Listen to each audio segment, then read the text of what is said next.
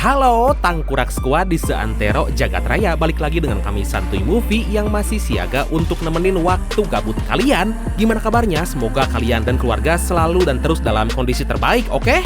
Amin. Sebuah film jadul tapi sangat melegenda. Kenapa? Karena ini adalah car chase film pertama yang mungkin Fast and Furious atau film lainnya juga terinspirasi dari film ini. Apalagi pemeran utamanya adalah mamang saya sendiri, yaitu Steve McQueen, yang faktanya dia adalah seorang pembalap profesional. Wow! Singkatnya menceritakan tentang detektif yang ditugaskan melindungi seorang saksi mantan mafia atas perintah dari politikus setempat yang ingin mengadakan jejak pendapat mengenai kejahatan yang terorganisir. Tapi ternyata belum genap 1 minggu saksi itu dibunuh oleh pembunuh bayaran. Penasaran kan? So, biar semangat, mari kita ucapkan sama-sama secara serentak, oke? 1, 2, 3, apa? Gaskeun! Mantap! Dan tanpa banyak cekah mamatuk, don't go anywhere. Seperti biasa, jangan lupa ibadah sebelum nonton. Dan mari kita simak alur cerita dari film Bullitt 1968.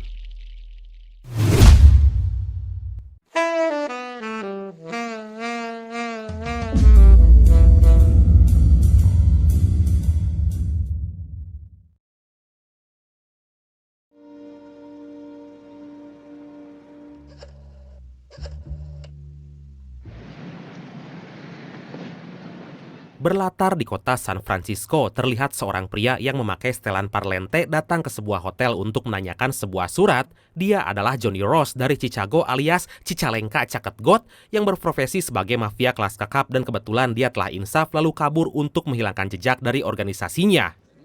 Sorry, sir. Nothing. Hal itu pun dilakukannya atas perintah dari politikus bernama Walter Chalmers yang memberikan jaminan keselamatan agar dia bisa membeberkan rahasia kejahatan yang dilakukan oleh para mafia selama ini. Dan sekitar seminggu lagi dia akan menghadiri acara jejak pendapat yang diadakan oleh Walter. Yes, I'm sure it was him. Sunshine. Dari sana Walter menyuruh salah satu detektif senior bernama Frank Bullitt untuk datang ke rumahnya dan bermaksud minta bantuan agar bisa menjaga Ross selama 1 minggu sebelum acara itu dimulai, karena dia yakin bahwa Frank bisa menjaga saksinya dari segala hal yang gak diinginkan. Have him in court on Monday, Frank. His name is Ross. Johnny Ross from Chicago. Kemudian Frank minta bantuan kepada anak buahnya yang bernama Del Getty dan Stanton agar menemui Ross di sebuah hotel dekat Jalan Layang. Di sana mereka membuat jadwal penjagaan di malam hari untuk mencegah hal yang gak diinginkan, dan Frank memerintahkan Del Getty mengambil shift yang pertama. Del Getty here will take the first shift. Stanton will be on at 12. No, one of them be away. What shift? Singkat cerita, waktu menunjukkan jam 12 malam menandakan bahwa Del Getty telah selesai bertugas, dan shift kedua kali ini giliran Stanton untuk menggantikannya di sana. Dia pun segera menelepon Frank berniat memberikan laporan. Coming off now. Everything okay? Yeah, sure. Gak lama setelah Del Getty pergi, Stanton mendapatkan telepon dari resepsionis bahwa ada 2 orang yang akan mengunjunginya bernama Walter. Tapi Stanton curiga dan segera menelepon Frank untuk melaporkan informasi tersebut. Tapi saat dia membalikan badan, secara tiba-tiba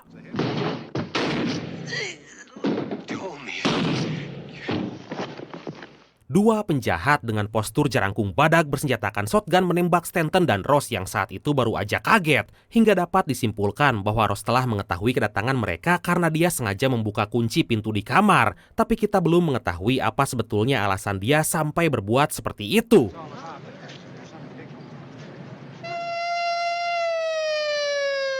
Mereka berdua pun langsung dilarikan ke rumah sakit terdekat agar segera mendapatkan pertolongan. Terutama Ross yang punya luka cukup parah di bagian dada hingga membuatnya nggak sadarkan diri. Sementara itu Stanton yang masih tersadar memberikan informasi terkait ciri-ciri 2 orang yang telah menyerang mereka. Gun, Winchester pump. Sesampainya di rumah sakit, Ross langsung diberikan tindakan, yaitu operasi besar untuk mengeluarkan peluru yang bersarang dalam tubuhnya. Dokter menyebutkan bahwa kemungkinannya untuk hidup hanyalah sedikit karena luka yang dia dapatkan teramat sangat parah. What are his chances? No more than 50-50.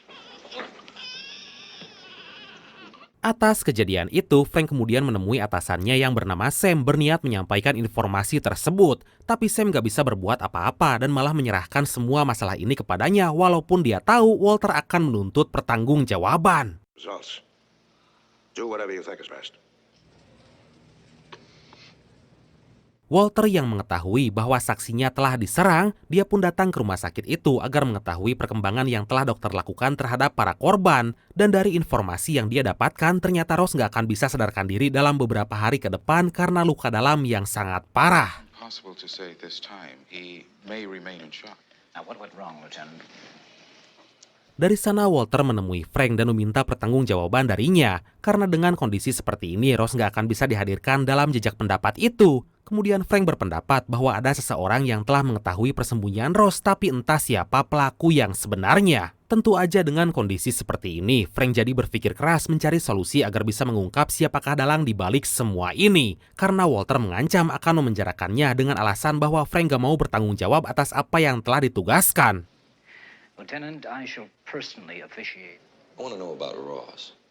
What was the deal you made? Kemudian setelah Walter meninggalkan tempat itu, tiba-tiba datanglah seorang pria menggunakan setelan jas masuk ke dalam rumah sakit dan mencari di mana Ross. Dia juga menanyakan pada dokter yang berjaga malam, tapi ternyata dokter tersebut adalah anggota kepolisian yang menyamar untuk melaporkan gerak-gerik dari setiap orang yang masuk ke dalam rumah sakit itu. Get in Ross's room. Nobody in except Dr. Willard and the nurses. I'm afraid I told him that he was on the second floor. Dari sana Frank segera mengerahkan semua anak buahnya berjaga di setiap pintu agar penjahat itu dapat diringkus. Dan saat seorang suster membuka pintu tangga darurat, tiba-tiba dia menemukan penjahat itu lagi mempersiapkan alat untuk membunuh Ross.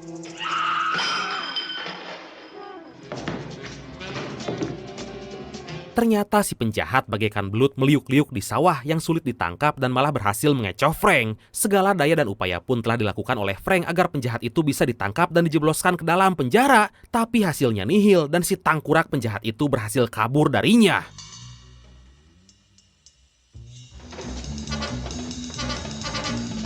Sementara itu, keadaan Ross semakin kritis hingga membutuhkan pertolongan dari seluruh tenaga medis. Detak jantungnya pun melemah seakan nyawanya nggak akan bisa tertolong lagi. Dengan keadaan seperti itu, Frank mengambil keputusan untuk menyembunyikan mayat Ross dan merubah namanya agar Walter nggak akan bisa menemukannya. Chalmers finds out that Ross died, he's gonna fold this up and Diketahui hal itu dilakukan agar dia bisa memburu para pelaku dan membersihkan namanya di kepolisian. Untungnya si dokter yang bernama Dr. Willard menyetujui keputusannya dan segera menyembunyikan jasad Ross.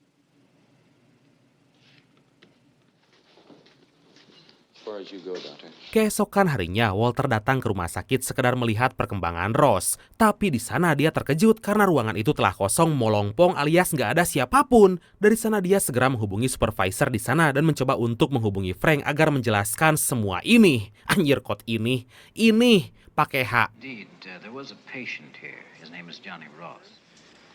Do you have Dr. Willard's home number?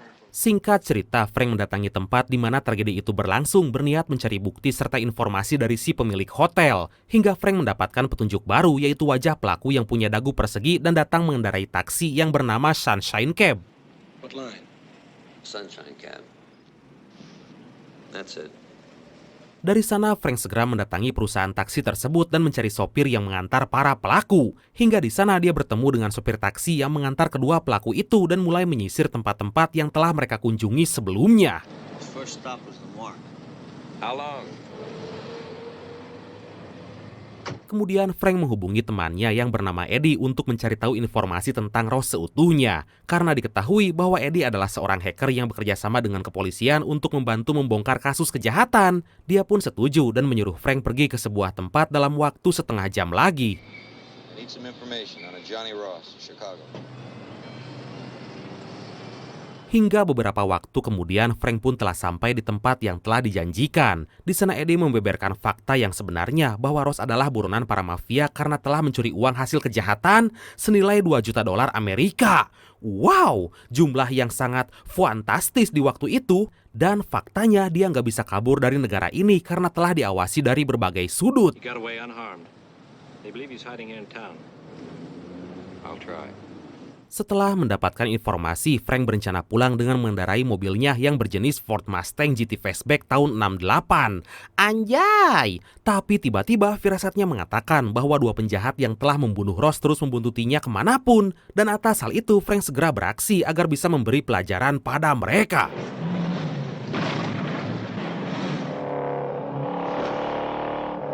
Akhirnya posisi mereka berubah karena Frank menggunakan cara edunnya untuk mengecoh kedua penjahat yang menggunakan mobil Dodge Charger tahun 68 itu. Dan kini berbalik menjadi Frank yang membuntuti mereka dari belakang. Kedua penjahat yang merasa terancam itu pun segera gaspol berusaha kabur dari incaran Frank.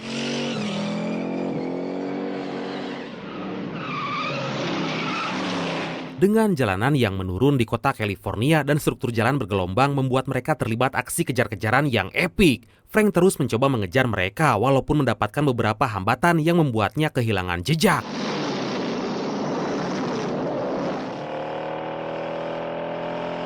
Tapi dia nggak pernah menyerah dan bangkit kembali mengejar kedua penjahat itu walaupun pada kenyataannya Frank ditembaki dengan senapan berjenis shotgun yang menghancurkan kaca depan mobilnya hingga saat di tikungan yang panjang secara tiba-tiba.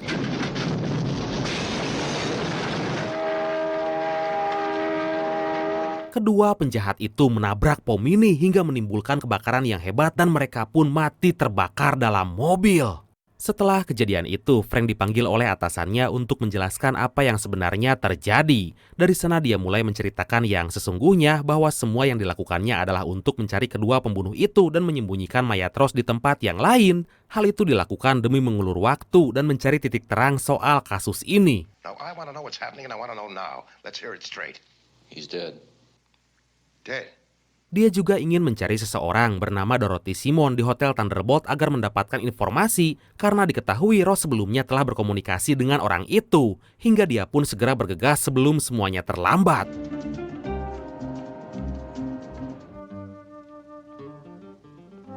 Dan benar aja Frank terlambat datang ke sana karena wanita itu telah dibunuh oleh seseorang yang baru aja keluar dari dalam hotel. Atas hal itu, Frank langsung menghubungi kepolisian agar segera melakukan reka ulang TKP. It's a strangulation.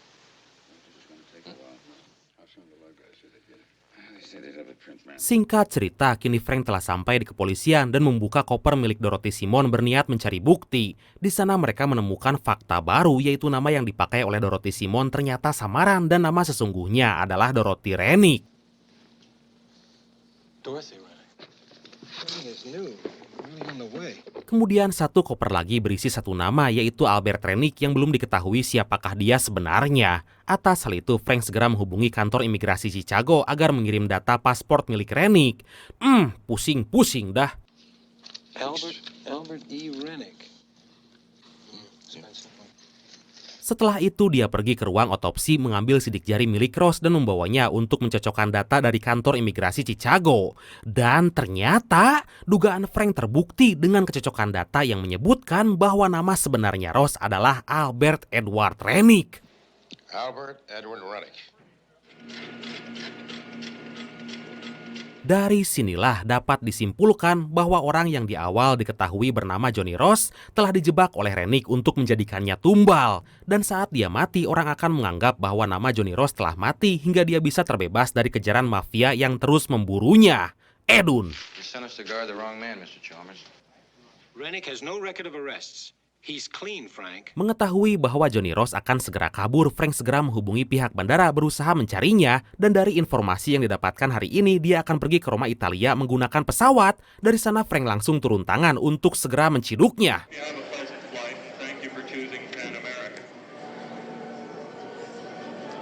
Sesampainya di bandara, Frank menyuruh semua petugas bandara agar mengecek setiap paspor.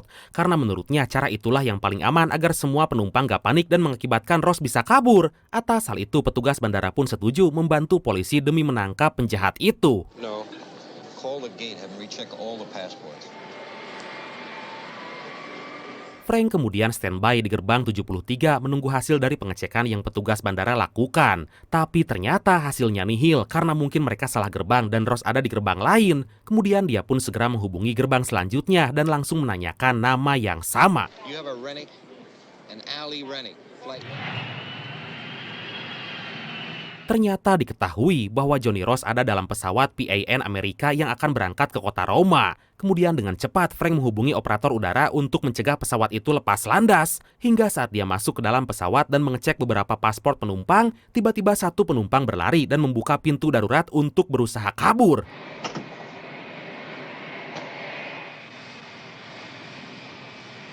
Dengan sigap Frank segera mengejar Ross yang saat itu berlari walaupun akhirnya dia pun kehilangan jejak. Tapi saat Frank lagi berjalan, secara tiba-tiba si tangkurak Ross menembak Frank dari semak-semak dan langsung kembali kabur. Tapi untungnya Frank selamat dan gak ada peluru yang berhasil mengenai. Atas hal itu dia pun segera berlari mengejar Ross yang saat itu kembali masuk ke dalam bandara.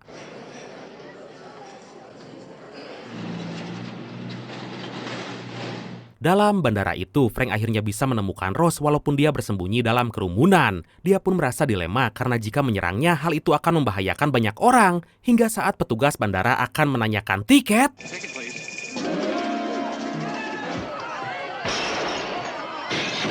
Ross berhasil dilumpuhkan dengan sebuah tembakan yang berhasil mengenai dada. Dan dengan kejadian itu, akhirnya Frank berhasil mengungkap dalang dari pembunuhan yang menimpa Rennick, juga memecahkan teka-teki yang menjadi misteri selama ini. Mantap, Surantap!